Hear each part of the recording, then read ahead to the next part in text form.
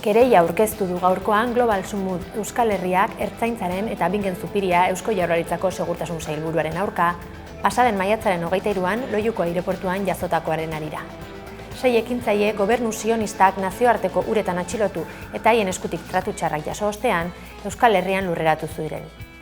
Familia, senitartekoak eta babesa adierazi nahi zieten 10 ekintzaile harrera egiten ari zirela, Ertzaintza oldartu eta bertaratutakoak kolpatu zituen, baita 4 lagun atxilotu ere. Nazioartean oihartzuna izan zuten irudiengatik barkamena eskatu zuen Zupiriak, baina Ertzaintzak probokazioi erantzunez jokatu zuela ere adierazi zuen. Hau dena izpide aurkeztu du Global Sumudek kereia Bilboko auzitegietan. Eusko Jaurlaritzak aurrek 4 urte bete arte luzatu du seme-alabak dituzten familiei bideratutako diru laguntza. Orain arte, umeek 3 urte bete arte banatzen zizkieten familiei hilero 200 euroko laguntzak. Hemendik aurrera ordea, urte bete gehiagoz jaso ahalko dute sarrera ekonomikoa. Aipatutako nukleoez gain, harrera familiek eta 4 eta 7 urte bitarteko haurrak dituzten guraso bakarreko familiek ere jasoko dute diru laguntza. Neurriak, aurten urtarrilaren batera arteko atzeragina izango du. Aurrekin jarraiki ere, haiei bideratutako eskaintza plataformez gain telebistan ere mantentzeko eskatu dio aldatu Gidoia elkarteak EITB-ri. Makusi plataformatik haratago, etxeko txikienentzako euskarazko edukia emituko duen katea errekuperatzea exijitu du taldeak, konbentzionalean zein plataformetan marka propioa zainduta eta indartuta lortuko baitute aurrak euskarara erakartzea. Zentzu horretan, eragileek erakutsitako batasuna eta herritarren aktibazioa azpimarratu nahi izan ditu aldatu Gidoiak, hauei esker lortu baitzuten duela aste batzuk Euskal Telebista Publikoaren erabakia baldintzatu eta behin-behinean bada ere kateetan aurrei zuzendutako eskaintza tartea mantentzea.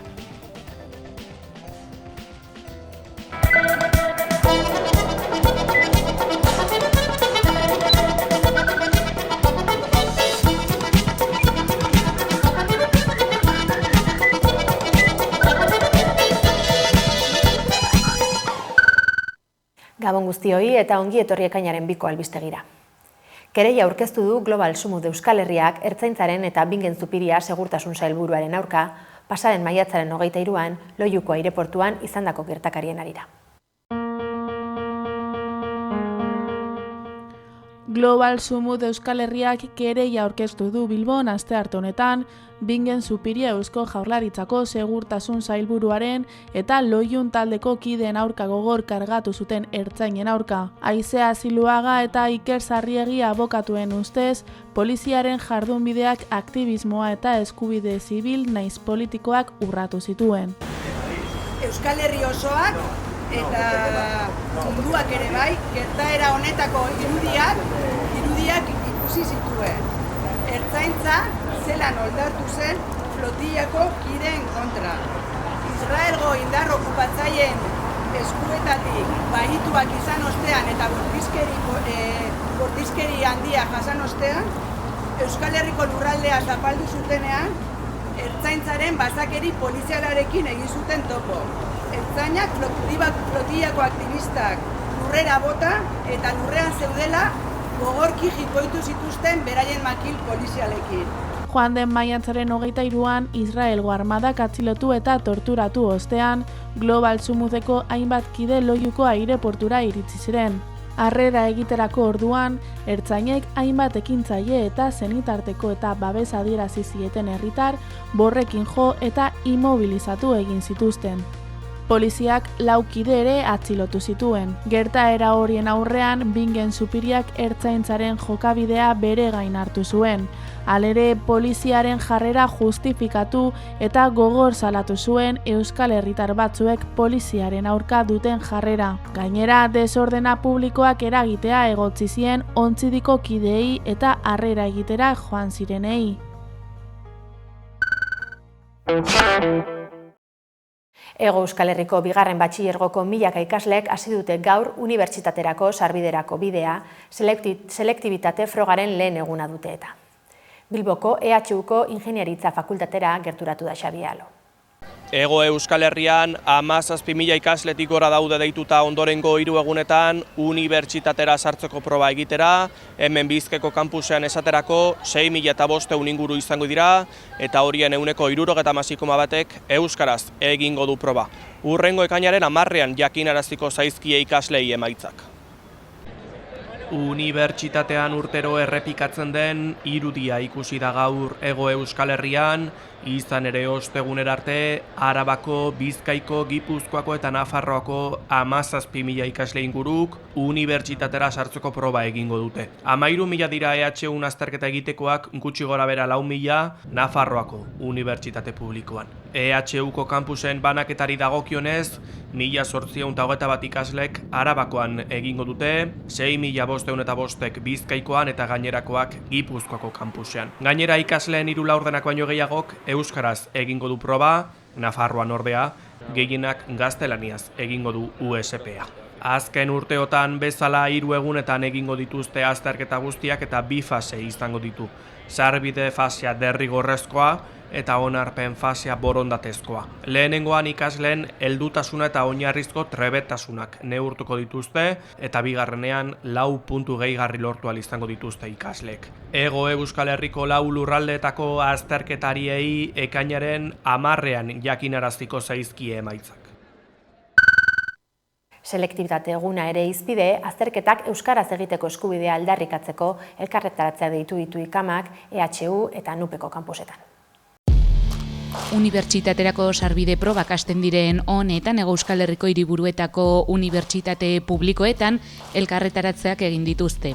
Ikamak Euskal Herrian euskarazek eta NUPeko euskara taldeak elkarretaratzea egin dute Iruñean, Nafarrako Unibertsitate Publikoan, Fakselek eta euskaraz bizitzeko azterketak euskaraz Lelopean. Bertan selektibitatearen eredua aldatu dadin exigitu dute.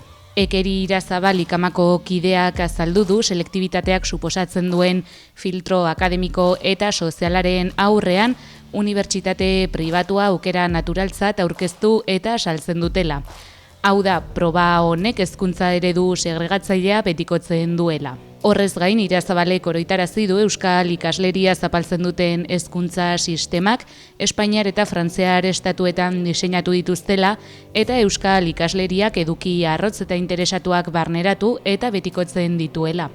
Ekine Laurnagara, NUPeko euskara taldeko kideak azterketak euskaraz egiteko eskubidea erdigunean jarri nahi izan du. Gainera, 3 kolektiboek elkartasuna adierazi diete Ipar Euskal Herriko ikasle zein irakasleei.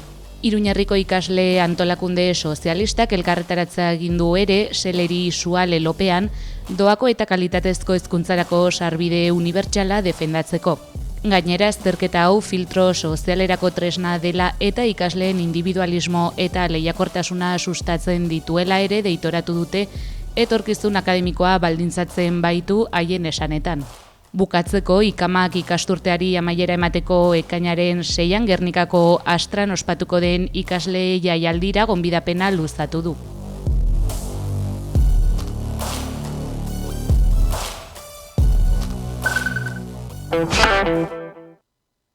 Konkurtso administratzaileak bertan bera utzi du Tubos Reunidos enpresako zuzendaritzak proposatutako enplegu erregulazio espedientea.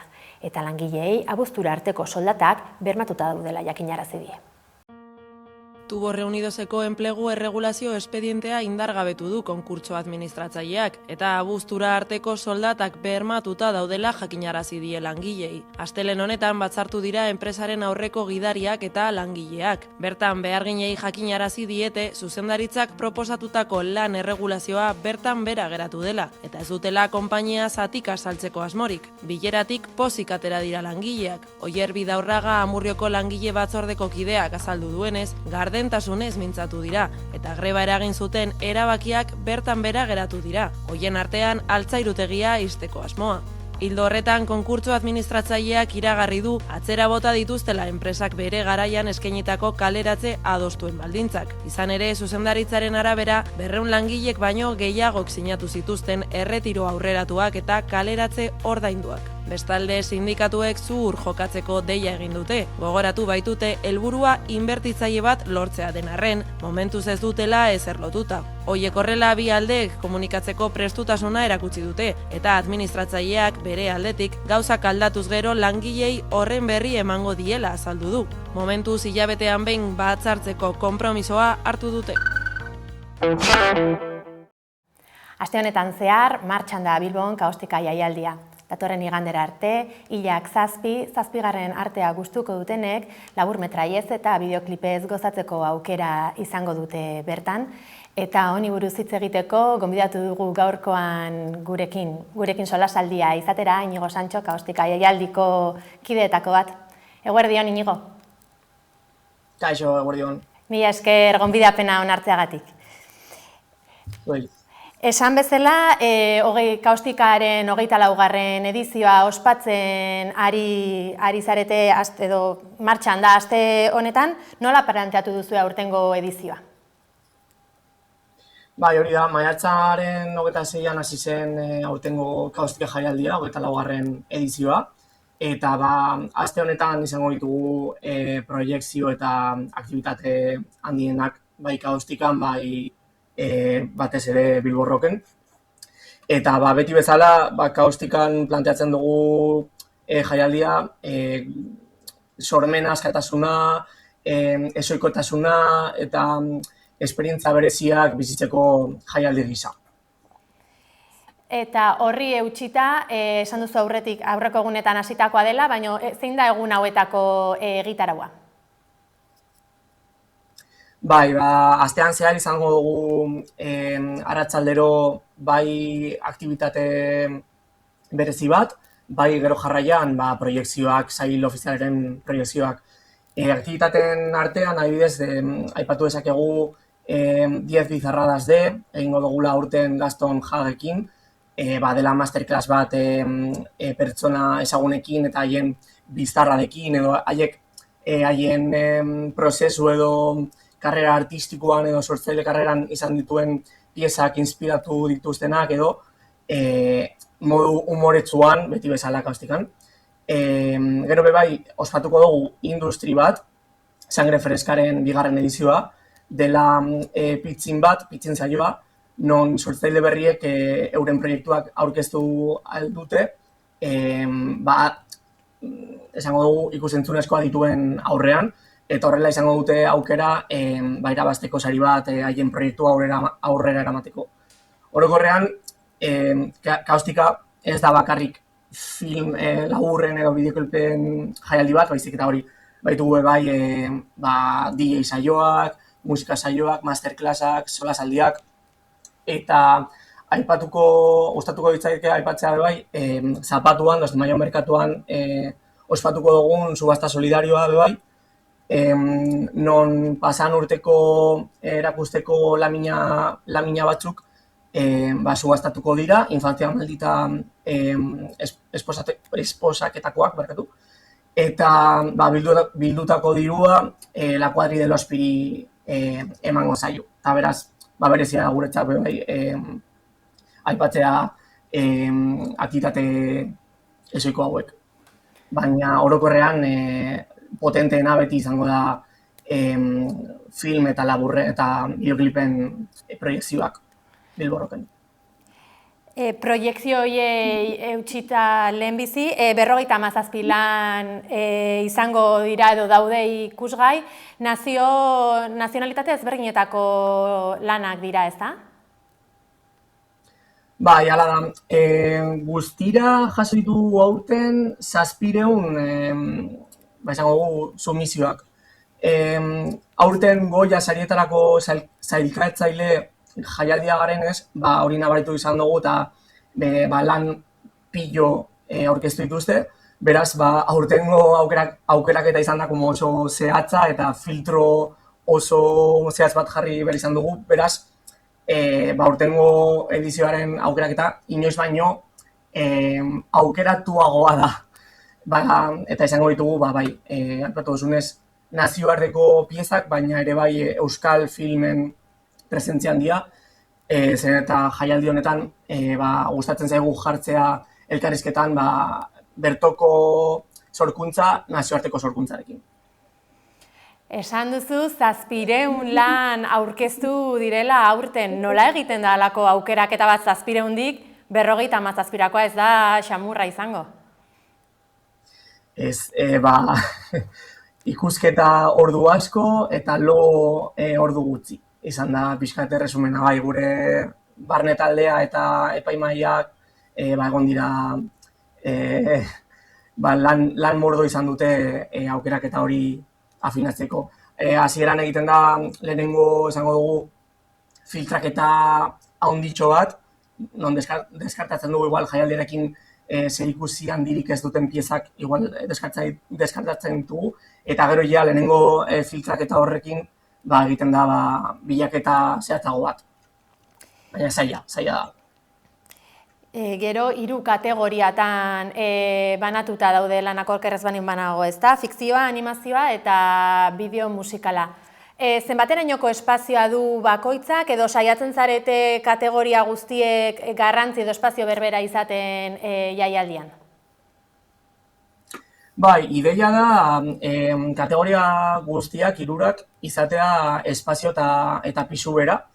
Azkenean batzutan oreka kategoria batera edo bestera egiten da, bai eta jasotako piezen kopuruari begira. Batzutan jasotzen ditugun film laburren kopurua, animazio laburren filmen kopurua baino handiagoa da, normalean egiten direlako film labur gehiago.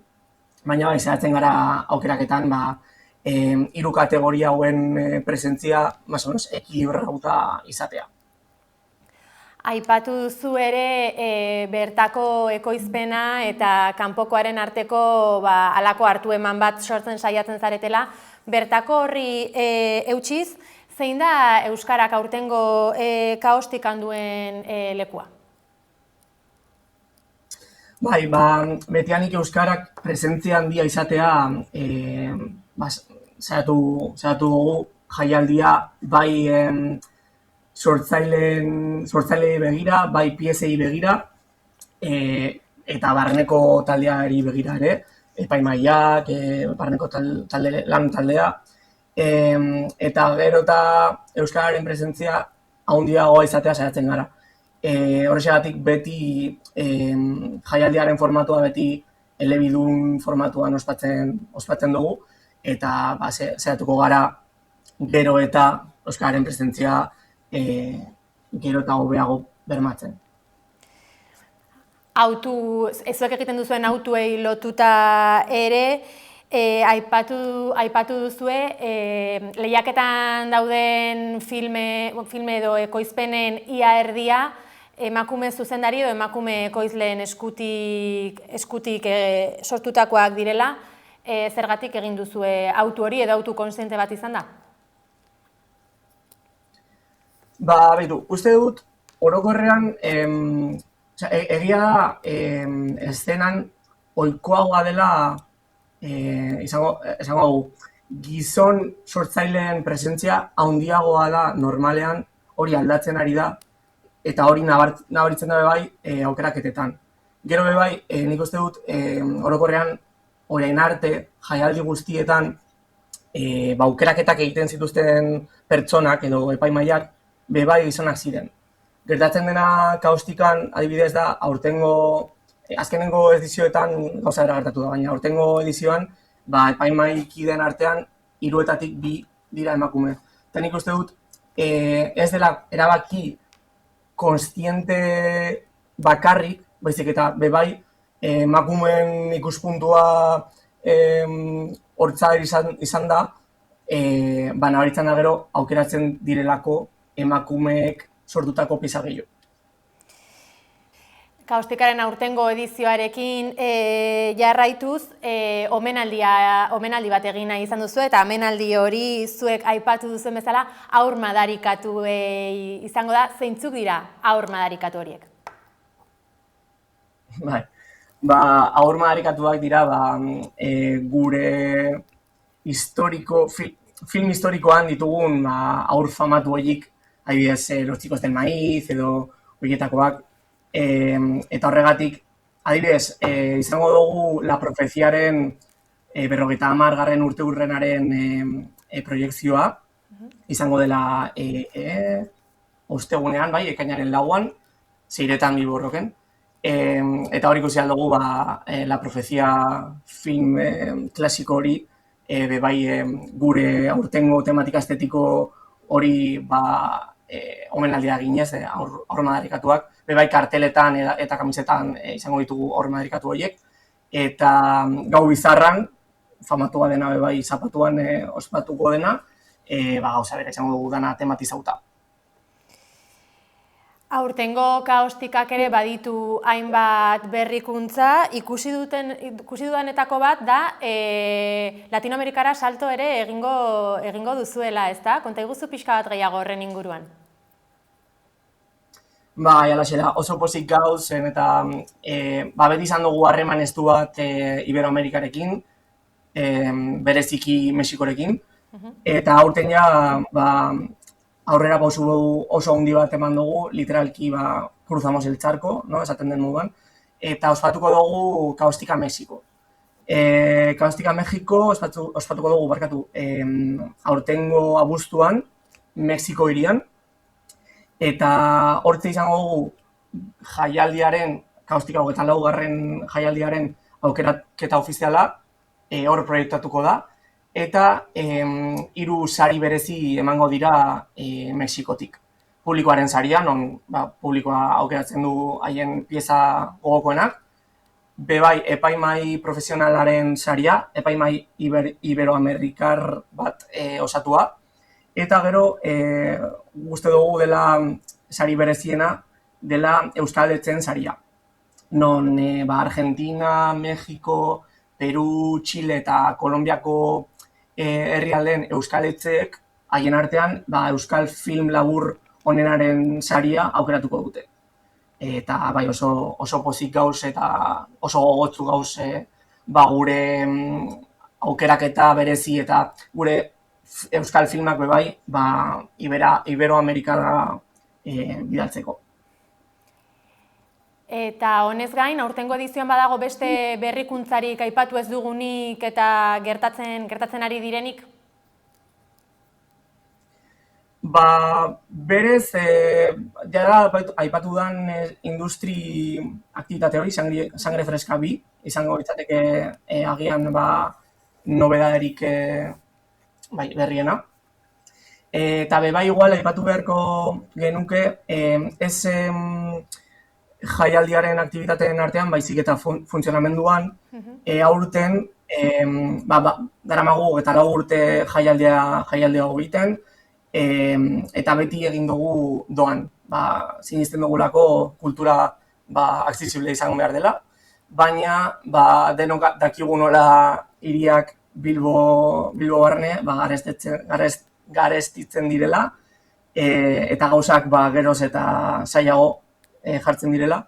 Beraz, aurten aktibitate batzuetan 3-5 euroko sarrera simbolikoa jarri behar izan dugu, eta bebai martzan jarri dugu izan zaitez morroi, kaostikako morroi izan zaitez dinamika, dela mikromezenazgo modu bat, kaostikaren inguruan sortu den komunitateak bebai ekonomikoki lagundu ahal izateko. Eta izan dugun erantzuna oso ona izan da, oso eskertzen dugu pilo, baina espero dugu geroz eta komunitatea handiagoa izatea eta geroz eta laguntza gehiago izatea, bebai administrazioetatik edo instituzioetatik laguntza gehiago jasotzea. Elkarrizketari amaiera emateko, ez dakit gure ikuslei gonbita luztatu nahi zenieken jaialdira gerturatzeko. Noski, kaostikan bezala, gauza arraro, divertigarriak eta harrigarriak maite baituzue, zatozte gure jaialdira, gaurtik oraindik ekainaren 7 arte, ospatuko dugula Bilbon, eta zinema, bideoklipak, artea, musika, solasaldiak elkarrekin bizi ditu Bilbo Rocken eta Kaustikan. Hortxe gonbita, gaurkoan hemen utziko dugu elkarrizketa. Inigo Santxo, mila esker gurekin hitz egiteko tarte hartzeagatik. Mila esker zuei. Mila esker. Ona arte iritsi da astearte honetako albistegia. Apoteke 80 taldearen erokeria abestiarekin amaituko dugu gaurkoan saioa. Informazioa zabaldu nahi baduzue, 11ko webgunea eta sare soziala kontsulta ditzakezue.